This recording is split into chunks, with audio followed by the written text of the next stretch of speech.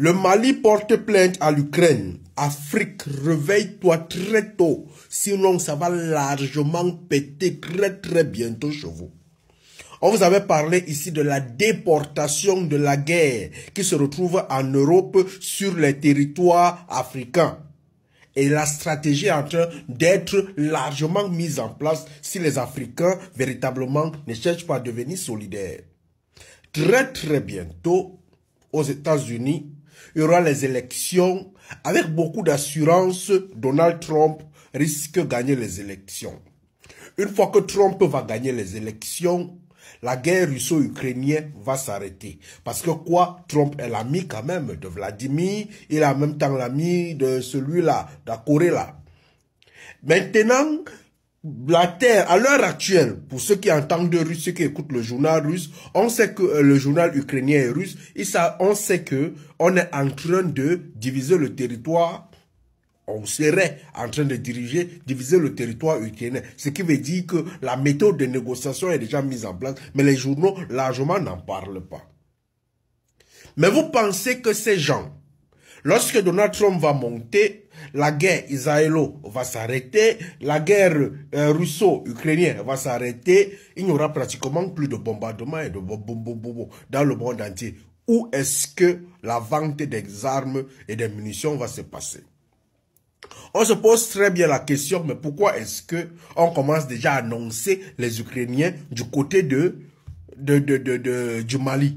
Alors que au Mali, au Burkina, au truc sont déjà installées les armées russes. On se poserait bien cette question. Que fait les Ukrainiens? Qu'est-ce que les Ukrainiens sont déjà en train de chercher là-bas? On est en train de les accuser d'assister le terreau. Entre-temps, les Russos sont là-bas pour combattre les terreaux.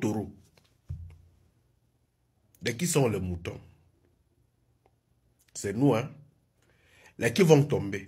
C'est nous, hein? Les qui vont se tirer entre eux? C'est nous, hein? Les qui vont vendre les armes? Je vous avais dit depuis longtemps que la guerre russo-ukrainienne, ce n'est pas, ça se joue ici, hein, mais le vrai partage du gâteau, c'est de l'autre côté.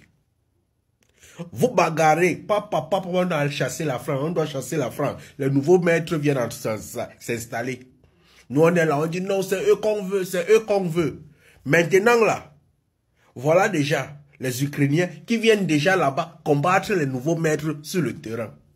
Les Ukrainiens ne sont plus, ce n'est plus les affaires de la France en train de soutenir les gars de la Libye, ce n'est plus ça. Aujourd'hui, ce sont les Ukrainiens qui sont déjà là-bas. Ce qui veut dire que les taux qu'on a donnés aux Ukrainiens, il faudrait que ça rapporte de l'argent. Et pour que ça rapporte de l'argent, ils vont faire la guerre sur les territoires africains avec les Russos. Je dis ça, je ne dis rien. Mais moi, je travaille sur la manipulation. Nous, Africains, si on pouvait être intelligents, si on pouvait comprendre la gestion de ce monde, on ne ferait pas autant de bêtises. Notre liberté africaine, notre liberté, ça ne viendra pas de quelqu'un. Ça ne viendra pas d'un Russe, ça ne viendra pas d'un Chinois, ça ne viendra de personne, ça viendra de nous-mêmes. Du renforcement premier de notre système éducatif, de chasser les religions importées, d'écrire notre propre histoire, de se reconnaître notre identité, de reconnaître qui nous sommes.